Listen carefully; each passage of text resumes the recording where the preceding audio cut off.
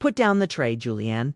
My mother-in-law's voice didn't carry across the grand ballroom, but it cut through the soft jazz music like a razor blade. I stood there wearing a $4,000 silk wedding gown, holding a silver platter stacked with miniature lobster rolls.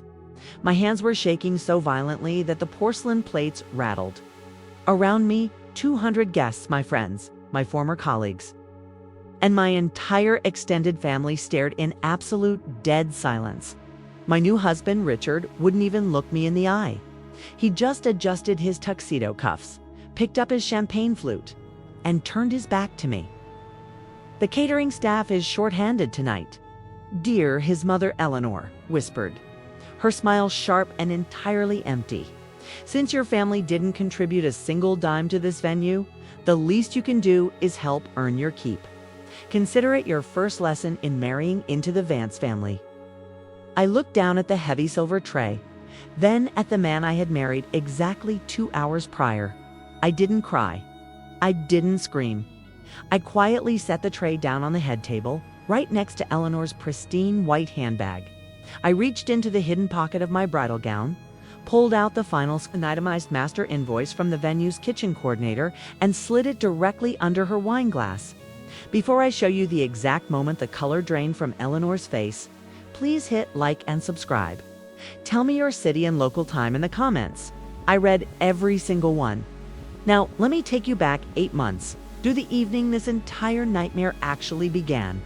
I met Richard at a charity gala, where my catering company was managing the back-of-house operations. I wasn't a guest. I was the woman managing the kitchen, making sure the champagne stayed cold and the prime rib was sliced perfectly. Richard was different from the typical wealthy heirs who attended those events. He was attentive, soft-spoken, and seemed genuinely fascinated by my work ethic. For 6 months, our relationship felt like a sanctuary. I knew his family was old money. Vance's name was practically stamped on half the commercial real estate downtown, but Richard insisted that status didn't matter to him. My parents are traditional. Julianne, he told me over coffee one morning in my small apartment. But once they see how hard you work, how much you've built from nothing, they'll love you. He was wrong. The first time I met Eleanor Vance was at her penthouse apartment overlooking Central Park. The air inside that place felt like a refrigerator. Eleanor didn't shake my hand. She looked at my shoes, then at my hair, with a subtle, tight-lipped squint that told me everything I needed to know. Catering, Eleanor said, raising a single, perfectly manicured eyebrow as she poured tea from a silver pot. A very exhausting trade, I imagine. My family has always preferred investments that don't require standing on one's feet for 12 hours. Richard laughed nervously, brushing it off as his mother's old-fashioned humor. But over the next 3 months, the subtle digs turned into an organized campaign of humiliation. When Richard proposed, Eleanor didn't congratulate us. She immediately hired her own high-end wedding planner and took complete control of the guest list. My parents, who run a modest hardware store in Ohio, were completely alienated from the process. Every time my mother tried to suggest a floral arrangement or a simple menu option, Eleanor's planner would politely ignore her emails. Let them handle it. Julie, Richard urged me when I confronted him about it. My mother is paying for the ballroom at the plaza. It's her dream to throw a massive society wedding. Let's just let her have her way so we can live our lives in peace. I wanted to believe him. I wanted to think Eleanor was just an overbearing mother who wanted the best for her only son. So I stayed quiet. I watched as my family's names were pushed to the absolute bottom of the invitation text in tiny font. I watched as my childhood friends were assigned to table 22, all the way in the back corner near the service kitchen doors. I swallowed my pride because I loved Richard, and I believed that once the vows were exchanged, the noise would stop. 4:01 to 8 o'clock. The controlling incident in dialogue TINCON 3 weeks before the wedding. The psychological warfare shifted into high gear. Eleanor called a mandatory dinner at an exclusive country club. It was just me, Richard, Eleanor, and his uncle Charles, who managed the family's legal affairs before the appetizers even arrived. Charles slid a thick leather-bound document across the white tablecloth, a prenuptial agreement. Standard procedure, Julianne Charles said, tapping his fountain pen against the table. It protects the core assets of the Vance Trust. Richard has already signed his portion. I opened the document. It didn't just protect their family fortune. It entirely stripped me of any security. If we divorced even 15 years down the line, I would leave with absolutely nothing, not even a fraction of the assets we built together. But the most insulting clause was at the very back. It stated that if my catering business suffered any financial losses during the marriage, the Vance Trust was completely insulated, and I would be personally liable to pay back any money Richard invested in my company. "This isn't a partnership," I said, looking directly at Richard. "Richard, did you read this?" Richard looked down at his lap, avoiding my gaze. "Julie, it's just a formality. My mother's financial advisors insist on it for every marriage in the family. It doesn't mean I don't love you. It's just a formality. Why does it explicitly state that my family isn't allowed to stay at the Vance Lake House without written permission from Eleanor?" I asked, my voice trembling with a mixture of anger and disbelief. Eleanor set her wineglass down with a sharp clink. "Julianne, let's be entirely transparent here. Your family is bringing nothing to this marriage. You are providing a small, volatile service business. We are providing a legacy. If you truly love my son for who he is and not for the ceiling he provides, signing this shouldn't cause a single moment of hesitation." The implication was disgusting. They viewed me as a parasite, a working-class girl trying to grift her way into their social circle. I looked at Richard, silently begging him to stand up for me, to tell his mother that she had crossed a line. Instead, he reached over, squeezed my hand, and whispered, "Just sign it, Julie, for me. Don't ruin the dinner." That was the exact moment something shifted inside me. The warmth I felt for Richard didn't completely disappear, but it became guarded. I realized that in this family, loyalty was a one-way street. I took the pen from Uncle Charles, flipped to the back page, and signed my name. Eleanor smiled, a triumphant, ugly look of complete victory. She thought she had broken me. She thought she had established the hierarchy for the rest of my life. What she didn't realize was that as an independent business owner who had crawled her way out of debt to build a successful company, I knew how to read contracts better than she did. And I noticed a massive, glaring oversight in the wedding venue contract that Eleanor's high priest planner had left entirely exposed. 2 days before the wedding, I received an urgent phone call from Marcus, the executive chef at the Plaza Ballroom. Marcus was an old industry friend of mine. We had come up through the same culinary schools years ago. "Julianne, I'm looking at the final banquet order for your reception on Saturday," Marcus said, his voice dropping to a low murmur. "Did you authorize these changes?" "What changes, Marcus?" "The wedding planner, the one working for your mother-in-law, changed the catering fulfillment vendor to an outside premium luxury service," Marcus explained. "But here's the kicker. Because it's an outside vendor brought into our venue, the plaza requires a $100,000 incidentals and staffing deposit, paid up front or guaranteed by a signed corporate credit card authorization before the main course is served. The planner checked the box listing the bride's business account as the primary guarantor for any day of adjustments." My heart stopped. Eleanor hadn't just taken over the wedding. She was actively trying to root the excessive, hidden costs of her lavish society party through my business accounts. Intending to use the prenuptial agreement I had just signed to legally bind me to the debt afterward, she wanted to throw a $1 million party, make me look like a charity case, and then force my company to foot the hidden administrative fees. "Marcus," I said, my hand tightening around the steering wheel of my van, "is the contract currently locked?" The planner submitted it. "But since you are listed as the bride and the owner of the guarantor account, your signature is required on the digital portal to finalize the line of credit. If you don't sign it by Friday night, the venue defaults to the original master agreement." "And what was the original master agreement?"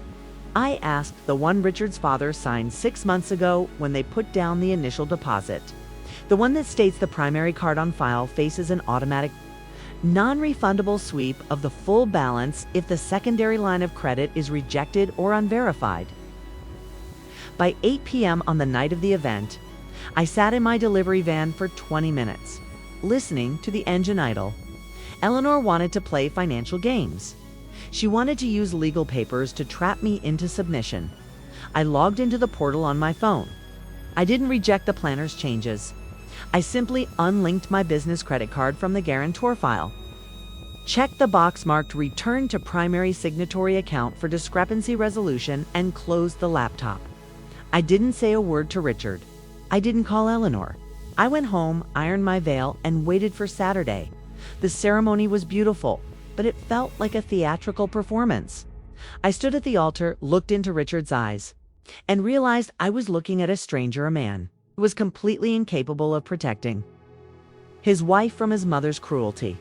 When we arrived at the grand ballroom for the reception, the atmosphere was suffocating. Eleanor had populated the head tables entirely with her country club friends.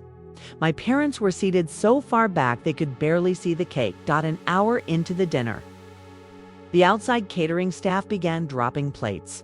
Two of the main servers had walked out due to a dispute over tips that Eleanor's planner had slashed from the budget. The kitchen was descending into chaos. That was when Eleanor walked over to my table. Her face twisted into that condescending mask of false concern. "Julianne, look at this mess," she whispered loud enough for the surrounding guests to hear. "The service is a disaster. Since you're so familiar with the kitchen staff lifestyle, go back there and make sure our guests get their entrees. We can't have the Vance name embarrassed by poor service." Richard sat right next to her. He didn't say a word. He just stared at his plate, completely complicit. "Richard," I said softly, "are you really going to let your mother ask me to serve food at my own wedding reception?" "Julie, please," he muttered, leaning in so the table couldn't hear.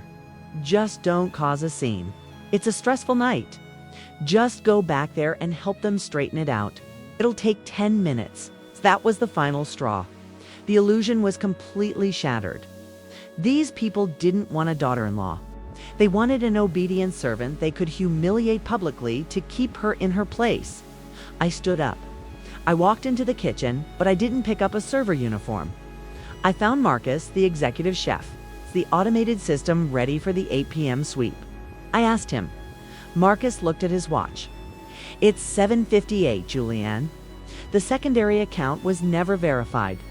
The system is about to process the primary card on file for the entire remaining balance, including the $100,000 outside vendor surcharge and the mandatory $40,000 staff gratuity that the planner tried to remove. Let it run," I said. I walked back out into the ballroom. I picked up that silver tray of lobster rolls from the staging table, walked straight over to the head table, and stood right in front of Eleanor and Richard. "Put down the tray." "Julianne," Eleanor said, her voice dropping to that icy whisper. I did. I set it down with a heavy, deliberate thud right next to her pristine handbag. At that exact second, Eleanor's phone, which was sitting on the table, buzzed violently. Then her husband's phone buzzed. Then Richard's phone. It was an automatic notification from their private banking application. A massive corporate-level transaction had just been processed. The Plaza venue management software had automatically swept the primary card on file, Eleanor's personal high-limit black card, for the staggering sum of $186,000 to cover the unverified secondary line of credit. Eleanor snatched up her phone. Her eyes went completely wide. The sharp, smug expression she had worn all evening vanished instantly. Her skin turned a ghostly, mottled white. "What is this?" she gasped, her voice cracking as she stood up so fast her chair scraped against the marble floor. "Richard, look at this. There's a charge for nearly $200,000 from the venue treasury." Richard pulled out his phone, his face draining of color as well. "Mother, it says the transaction is fully settled. It's a non-reversible corporate sweep." Every eye in the ballroom was on us now. The music seemed to fade into nothing. I reached into the pocket of my wedding dress and pulled out the printed invoice. copy Marcus had given me 2 minutes prior. I slid it directly into the center of Eleanor's dessert plate, right on top of her untouched cake. Your planner tried to fraud my business account for the incidental costs.